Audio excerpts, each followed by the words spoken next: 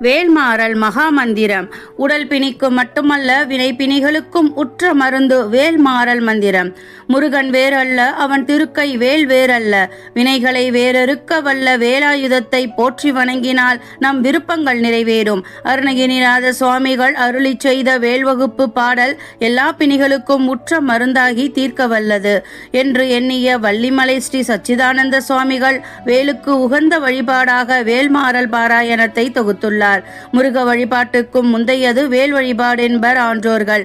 வேல்மாறல் மந்திரம் ஜீவன்களுக்கு ஔஷதம் போன்றது.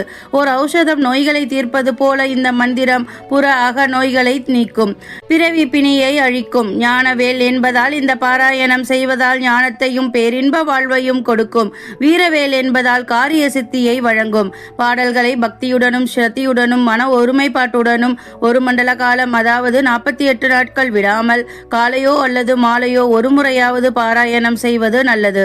இதனை பாராயணம் செய்வதால் உங்களின் எல்லா வேண்டுதல்களும் பலிதமாகும் என்பதில் ஐயமில்லை.